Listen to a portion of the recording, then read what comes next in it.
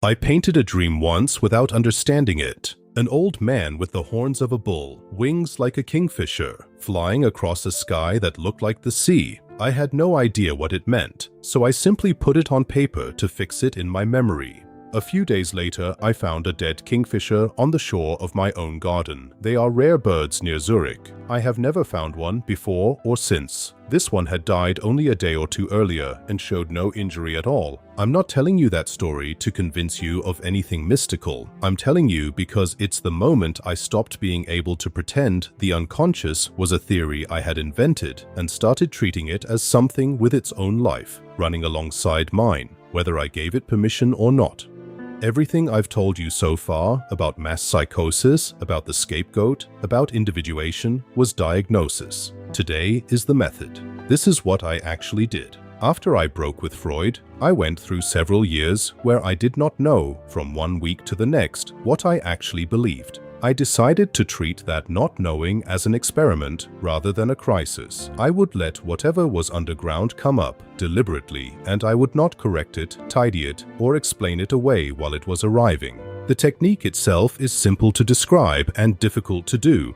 I would sit with an image, a feeling, sometimes just a pressure I couldn't name, and instead of thinking about it, I would let myself descend into it, the way you'd let yourself fall asleep on purpose. Then, whatever appeared, I treated as real. Not real in the sense of a hallucination I mistook for the street outside my window. Real in the sense that I owed it the same attention I'd give an actual person who had walked into the room. I've called this active imagination since, which makes it sound tidier than it felt at the time. The second half of the method is less glamorous and more important. I wrote everything down, immediately, in whatever language it arrived in, which was usually a high, overblown, almost biblical style I found faintly embarrassing. I didn't clean it up. The unconscious doesn't speak in the flat, reasonable prose we prefer. And if you edit its style while you're transcribing it, you've already started arguing with it instead of listening. The clearest example I can give you is a figure I met on one of these descents. I imagined going down past 1,000 feet further until I reached something like the edge of a crater, a landscape that felt like the land of the dead.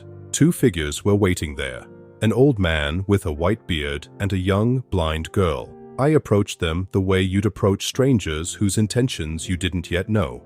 The old man told me he was Elijah. The girl said she was Salome. A black serpent lived with them and took an immediate, unmistakable liking to me. I tried at first to explain the whole thing away. My father had been a clergyman, so of course biblical figures would surface in my imagination. That explanation satisfied me for about as long as it takes to say it out loud. It explained nothing. Soon after, a new figure grew out of the Elijah image. I called him Philemon. He appeared to me first as a winged old man with the horns of a bull, the kingfisher dream I opened with. And Philemon is the one who taught me the actual point of this whole exercise. In our conversations, he said things I had not consciously thought. I could feel plainly that it was him speaking and not me. He told me I was making the mistake of assuming I generated my own thoughts, the way I'd assume I'd generated the words on this page. He said thoughts were more like animals in a forest or people in a room. You don't get to claim you invented them just because you noticed them.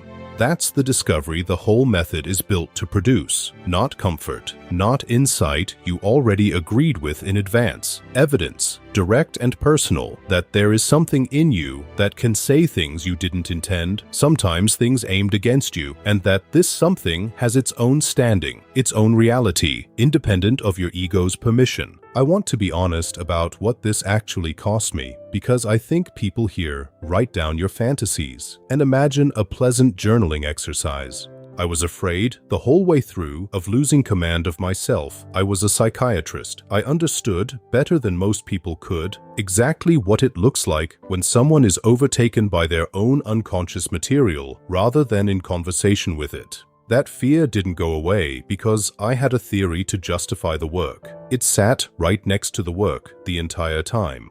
I was also, frankly, embarrassed. The material that came up read like bombast, overwrought, the kind of language I'd have edited out of anyone else's writing without a second thought. and plenty of it, read cold, looked like nonsense. I only found out later which parts were nonsense and which parts were the beginning of everything I'd go on to think and write for the rest of my life.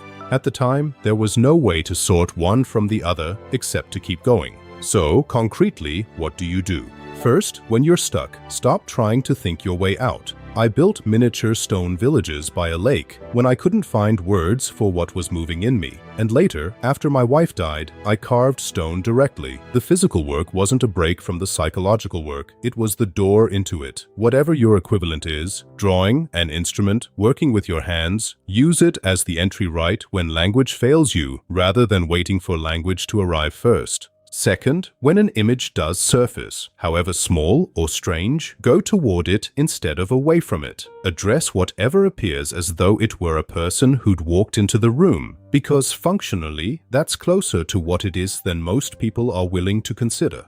Third, write it down before you interpret it. In its own words, its own overblown grammar, before your ego gets a chance to translate it into something more presentable. The translation is where the material actually gets lost. I want to be clear that I don't think everyone needs to descend into a crater and meet a blind prophetess to do this work.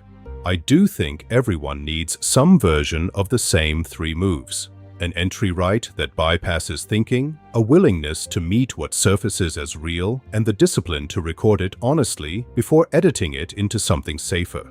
This is what individuation actually looks like from the inside, not a concept but a practice, and not always a comfortable one. I built a tower out of stone at Bollingen over decades, one wall at a time, because I never stopped needing a place to keep doing this work with my hands as well as my mind. I don't know what your equivalent will be. I only know that the diagnosis I gave you in the last 3 videos doesn't mean anything until you find it. If you like my videos, be sure to share, like, and subscribe.